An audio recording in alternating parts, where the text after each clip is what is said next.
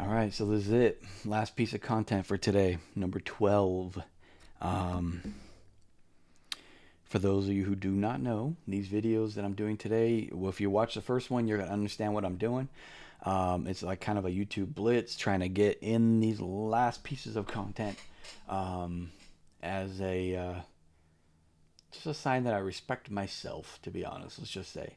But what I'm doing here is I'm sharing a book that, after having read it, has changed my life. My life will never be the same. I will not see the world the same way ever again, most likely.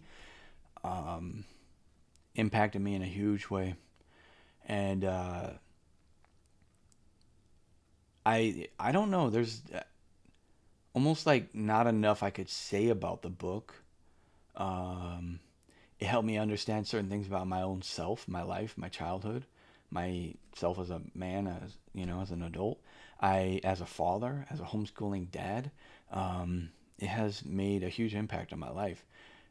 It hasn't given me everything. I'm almost like maybe overstating it a little bit in a sense, because but it has it has done a lot for me. And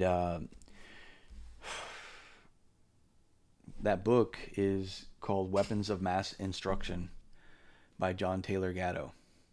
It is an amazing book.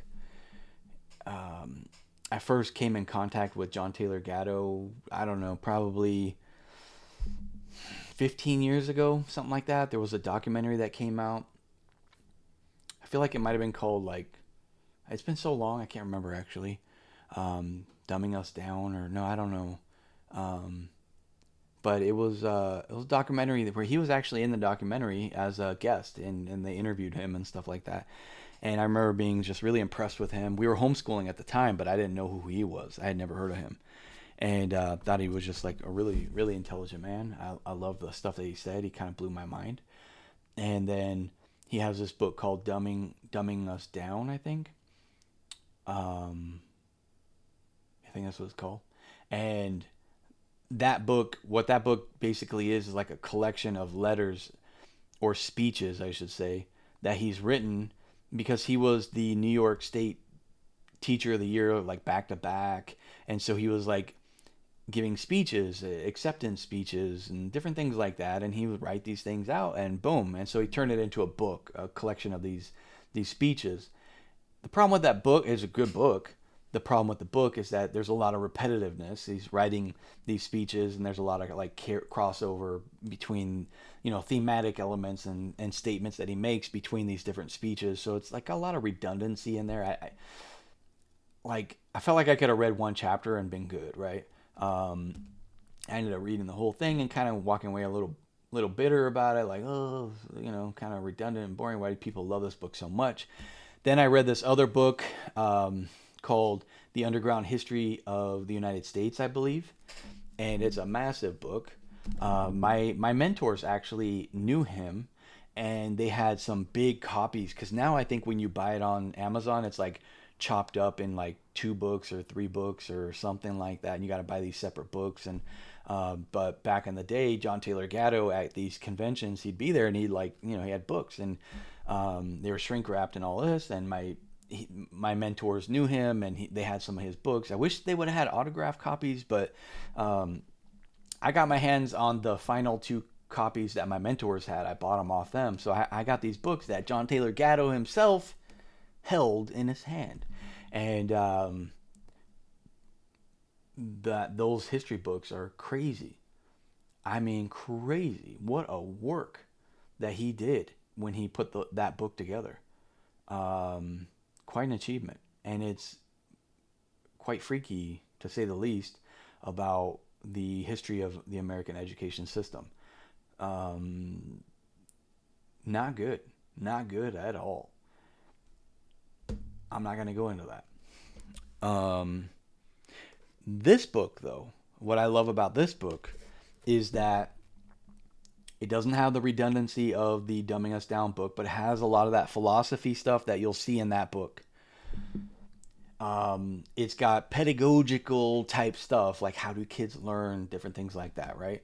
Really cool stuff. But it also has some of that history that you're going to find in the ginormous underground history of America, American education or whatever. but it's not, you're not like completely overwhelmed. I mean, you're talking about like 160 some odd page book or whatever. So freaking good, man. Um, it's like the for homeschoolers, it's like one of the two or three books I'll always recommend to everybody. And when I got my hands on it, it made a lot of things make sense. Um, I remember as a kid, I remember this one time, probably like second grade. Um, I remember because I lived across the street from the elementary school that I went to in Burbank, California. And I lived across the street in the crappiest, maybe the crappiest house in all of Burbank, but definitely on that street and in that neighborhood. If I was to say to people, yeah, the crappy house, there you go. Oh, they knew. Okay. I didn't grow up with money. I still don't have money. But we didn't grow up with money, right? And I went to school. We were ragtag kids, man. And I don't know. I needed my family. I needed my mom. I needed to be amongst her. I needed to be amongst that love, amongst the love that a family can give. I remember one time being on the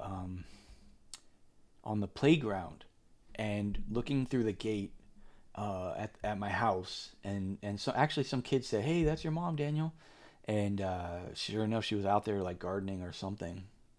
And I remember saying to her, "Hey, ma." She's like, "Hey, hon."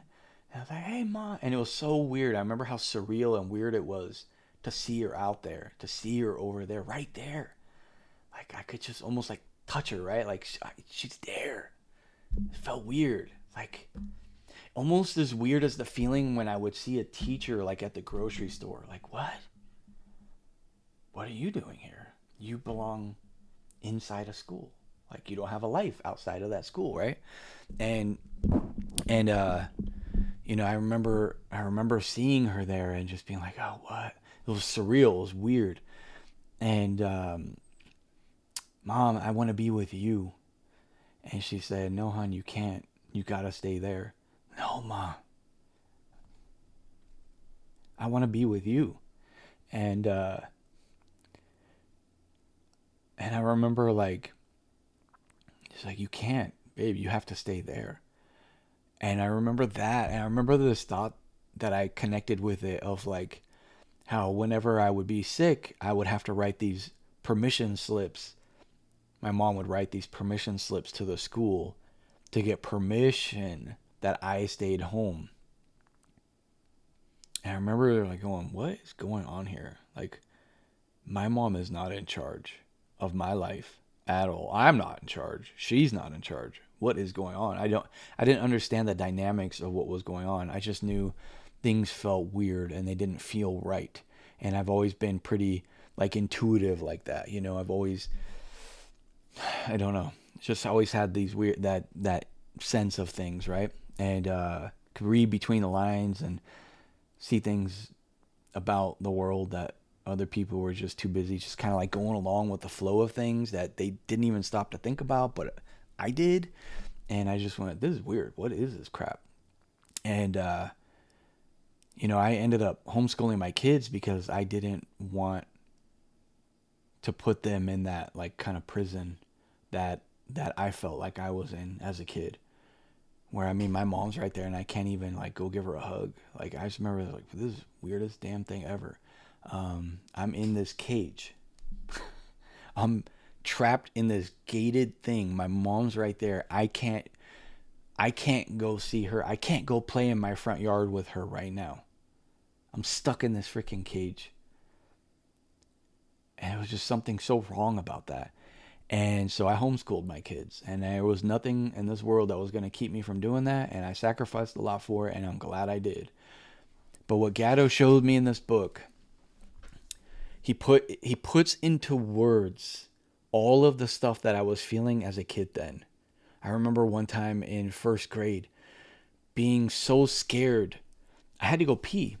And in kindergarten, we were on one end of the school. There was these two rooms that were kind of like side by side at the end of the building. And so there was like a split between them on the end of the building, and it was like kind of its like own area, this whole kindergarten area. It was like a fenced in playground away from all the first grade and up kids. uh it just was like its own secluded, like self reliant thing. So I knew where the bathroom was for that. But then when I moved up to first grade, I didn't know where to go for the bathroom. And I was scared to death to ask because my teacher was a crazy, nasty woman who ended up getting kicked out of school because she had thrown a kid up against the wall on the playground. And so she got booted. So I was scared to ask. And I sat there holding it for so long that I ended up peeing myself as a first grader, peeing myself. And then another story, but I had this crazy babysitter who scared the crap out of me too. And then I was like, oh crap, now I gotta go be with that babysitter, and my pants are all wet, and I'm gonna sit in their car, and it's just like a horrible thing.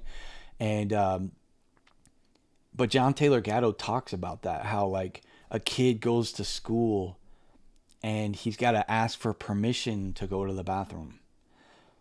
How when the bell starts ringing, he could be passionately involved in like a poem or something, reading it or writing it. But when that bell rings, you're not here for you, buddy. You're not here for you to learn what you want to learn. You're not here so you can grow the way you were designed to grow. You're not here to find what you love and what you're passionate about. You're not here for you, dude. When we tell you it's time to wrap it up, it's time to wrap it up. And you're going to do what we tell you to do. He illustrates this whole thing so well that it made exact sense to me when I heard it. I was like, this is exactly, as a kid, this is what I was picking up on. I remember a time in third grade, we had those desks that were like individual desks with the little cubby things underneath them. And so you would underneath the desk, you would slide your books and, pens, pens and pencils, markers, colored pencils, whatever, all in that little cubby thing underneath. And I was not a good student, and I wasn't doing my work, and I was basically taking worksheets and homework or whatever and just shoving it in that desk around all my books that I had shoved in there. And the paper was like basically like mortar in there. And so then when the teacher asked us to get out some book, I was down there looking in my desk, like trying to hold back the avalanche of like papers that were like fixing to fall out of my desk when I pulled my book out. I didn't want it to all spill out everywhere. So I was holding it, fighting it back, pulled out my book. But while I was doing it, I kind of looked at the teacher and she looked at me and I went, oh. And then got my book out. Sure enough, what she say? She said, all right, class, you know what we're going to do? We're going to clean out our desks. And I was like, oh my gosh, how am I getting out of this one? And I didn't. I started to like slowly pull out books, holding the papers back, hoping that I could keep everything in there except my books and like stack them all up and she'll never know. But she had already caught me doing all that when we made eye contact. And so then she kind of nudged me out of the way, picked up my desk, and poured out all the contents all over the floor so all my peers could see everything. There was a gasp, there was laughter, there was a what is wrong with you? And I just felt this incredible amount of shame, and I just felt very vulnerable. I felt like these people were there to pick on me, and it's just a lot. There was a lot there. And that book, man, that book nails it. It really gets you to understand that the education system is not really about education. It's about indoctrination. And I don't mean it in the way of like that political left-right stuff of like, oh, we're indoctrinating our kids to chop off their penises. And I'm not talking about that.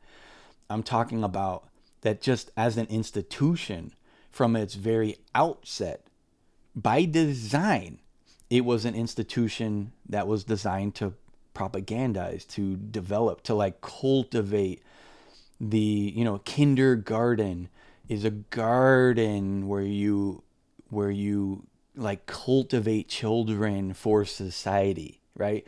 We're cultivating these kids. We don't want them to just be left to their parents to cultivate them. We want to cultivate them into the things that we think make society better.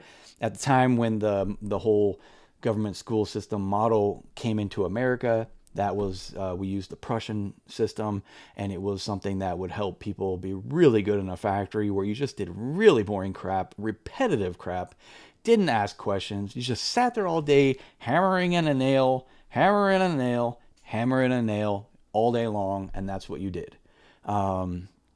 Because what are you doing in a classroom? It's a conveyor belt. You start off in kindergarten, you start the day off learning this, then when the buzzer happens, you do this, and you move on to the next station, or so to speak, and you just move from station to station to station along this conveyor belt all the way through the whole system like a factory. And out the other end, it spits you out as someone who either learned how to be really good at taking orders and being compliant with the system, or someone who is a rebel, terrible, needed Ritalin, and has the nerve to think for themselves, or something like that. But they think they're stupid because the whole program was designed to get you to think that just follow the rules and you're going to be an amazing person. And it's an amazing book, man. Again, like I said in my other videos, if you've seen them, think whatever you want to think. It's all good. This channel is not going to be about me trying to convince you of that stuff. It's going to be about inspiring people and, growth. So that's what I'm about. But these books showed me, this book and the books that I shared earlier, they showed me some things about the world that I just went, man, yeah, I'll never see the world the same way. Never gonna happen. So hopefully that's a wrap on that. I could have picked so many books, to be honest. If it's something that you found interesting, let me know. I can do more in the future. If there's a book that you like and you want to know my thoughts on it, I don't know, say so in the comments. Maybe I've read it and I can talk about it, or maybe I will read it if it sounds interesting enough. Yeah, I don't know. It's books are a really cool thing. They can help you grow a lot and change your paradigm, and so I'm a big advocate for them. And hopefully this has been useful. You know a little bit more about Daniel Moss, and man, there you go. That's a wrap on that. That's 30 pieces of content in 32 days. I kind of jacked that up. That's okay. I get it. My journey, my growth journey is not going to be some perfectly linear thing where I get it all exactly perfectly right every single time. And it's okay. But yeah, thank you for watching this far. I'm rambling at this point, and talk to you later.